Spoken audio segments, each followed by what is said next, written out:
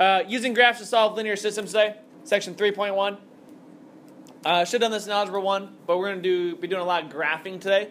And then solving linear systems means we're going to kind of find the intersection of where two graphs meet. Okay. So for example here, systems of equations. We'll do this for the next couple sections here. But a system of equations is that have two or more equations that have two or more variables. So for instance, a lot of times we'll deal with like x and y. Okay, if we're talking about the coordinate plane, where two lines or linear sets intersect. A linear system is an equation or system of equations containing only linear equations, so they're always going to make lines. So we're dealing with strictly lines if it's a linear system. Okay. A consistent system is a system of equations or inequalities that has at least one solution. Okay, so a consistent system is a system of equations or inequalities that has at least one solution. Inconsistent system, we'll talk about this, like the last thing we'll talk about today is these three right here. An inconsistent system is a system of equations or inequality that has no solution. This would mean if the lines are parallel. Okay, this would be if the lines are parallel. So for instance, that would mean I have the same slope and different y-intercepts. Alright, so those would be parallel lines. So we've already recognized parallel lines, right? Didn't we do that a lot last chapter, recognize parallel lines? So if you have parallel lines, it's what's called an inconsistent system. And that means they'd have no solution. The lines would never intersect. That makes sense if it's parallel, right? Independent system. An independent system is a system of equations that has exactly one solution. You have an independent system for anything that has different slopes. If they ever have different slopes, they have independent system. Okay, so anything with different slopes has independent systems. And then a dependent system is a system of equations that has infinitely many solutions. A dependent system is the exact same line. So it would be the exact same line or the exact same equation. That would be a dependent system. It's infinitely many or all solutions. All right? So here's what we're doing today. We're looking at linear systems. We're going to graph them. So in order to graph them, we want to put them in y equals mx plus b form. Why y equals mx plus b form? Because then I can find my y-intercept, I can find my slope, and I can graph it. Okay? So number one here. I'm going to graph the equations to find the intersection. So I'm going to look at number one here. Y equals x plus 1. What's my y-intercept, Katie? Y-intercept's 1. What's my slope, Katie? So I'm going to go up 1 over 1, up 1 over 1, up 1 over 1. And I get a line that looks something like this. And then I'm going to do the equation y equals negative x plus 1. What's my y-intercept there, Hannah? 1. What's the slope, Hannah? So I'm going to go down 1 over 1, down 1 over 1, down 1 over 1, and I keep going. And I get an equation that looks something, or a line that looks something like this. Okay? Now I locate that intersection point. So the last thing is locate the intersection. What's the coordinates of my intersection, Allie? 0, 1. Now because this is coordinates, you need to remember to have parentheses around it. This is a coordinate. Your answers are coordinates.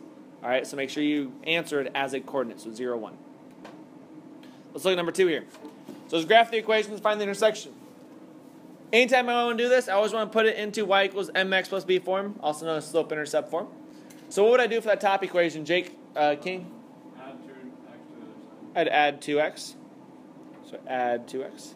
Gives me y equals 2x plus 3. And what would the bottom one be then? O'Connor? So I get y equals x plus 2. Now I can graph them. So top equation, what's my y-intercept, Joe Daniels, on the top equation? 3. What's my slope, Joe Daniels? So up 2 over 1, up 2 over 1, or down 2 left 1, down 2 left 1. I get an equation that looks something like, like that. Bell, on my bottom equation, what's my y-intercept? On that bottom equation?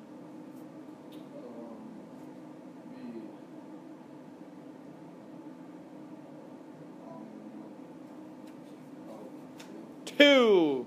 Yeah, it's going to be that 2, so that's my y-intercept there. My slope would be what, McCoolidge? Would my slope be right there? No, what would it be? 1. So up 1 over 1, up 1 over 1. I keep going. And I get an equation that looks something like this. And again, I recognize where my intersection is. What's the coordinates of intersection, Drew? no. It'd be -1, 0. Negative 1, 1. One. Negative 1, positive 1. How do I always know that? Remember, I can always plug those answers back in to see if it checks out. So try number 3 on your own. Take a couple seconds, try number 3 on your own here. See what you got. So as I'm looking here, I want to graph the first one. Y-intercept of -4, -3 slope. So I should get a slope that looks something, or a graph looks something like this. And the second one, y equals x. What's that y-intercept on the second one, Katie? Yeah, there's no y-intercept, 0. So it should be right there. Graph looks something like that. And then what's my intersection there, O'Connor? -1, -1. Which, would that make sense as y equals x? Is -1 equal -1? Yep, that makes sense. Okay. Try this one on your own. Same idea. Solve for y first. So I would get y alone. And then graph it and see what you got here. So try this one on your own. All right, so number 4 here. The first equation, what would that be in slope-intercept form? Allie, what's the first one? Yep, y equals 3 over 2x minus 2, which my y-intercept then is -2.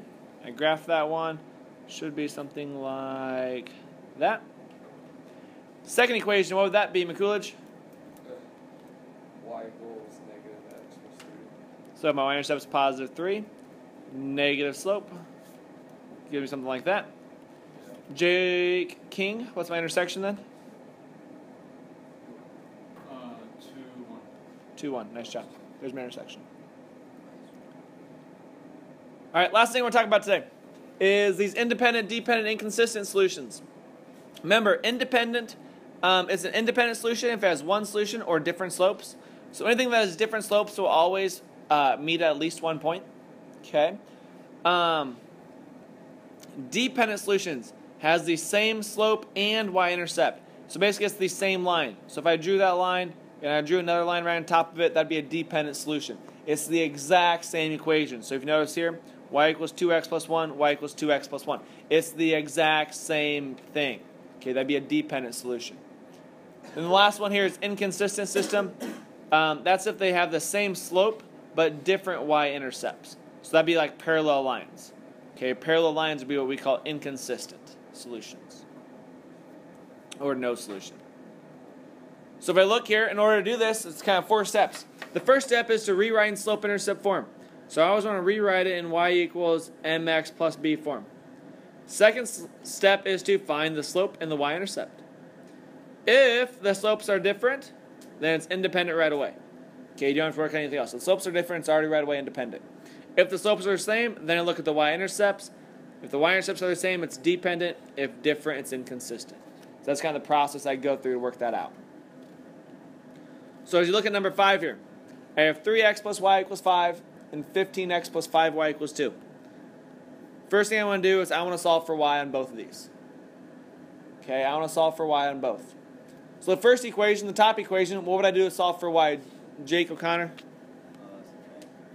So I'd subtract 3x. So I get y equals negative 3x plus 5. Right? Yeah. Great. Second equation, what do I want to do there, Katie? So minus the 15x. 5y equals negative 15x plus 2. What do I do next, Katie? Divide by 5. And now I get y equals negative 3x plus 2/5. So now I want to check it out. Are my slopes the same? Yes.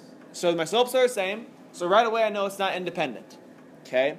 So it's either going to be dependent or inconsistent. Are my y-intercepts different? Yes.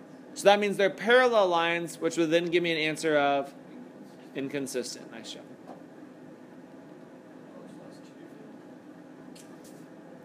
Number 6. First equation. Is the first equation done for me? First equation is done. Joe Daniels, how would I rewrite that second equation? How would I start that? I'd add 4x to both sides. 2y equals 4x plus 6. What do I do next to Joe Daniels? Divide by 2. Y equals 2x plus 3. So now look at, are my slopes the same? Yes. Are my y-intercepts the same? Yes. So that is Dependent. dependent.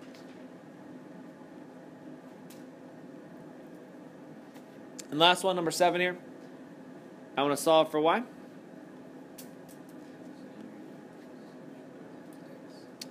If I solve for y in that top equation, what would that be? McCoolidge. What would I have to do? Add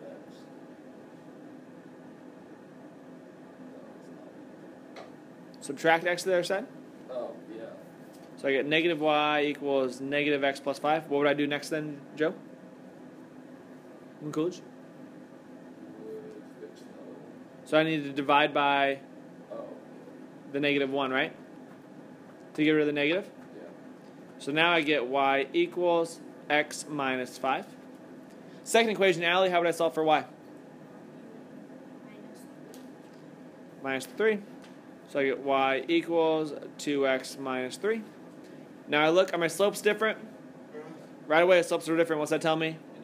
Independent. So again, the key there is put everything in slope-intercept form and work it out. And that's it for today. So yeah, there's your assignment.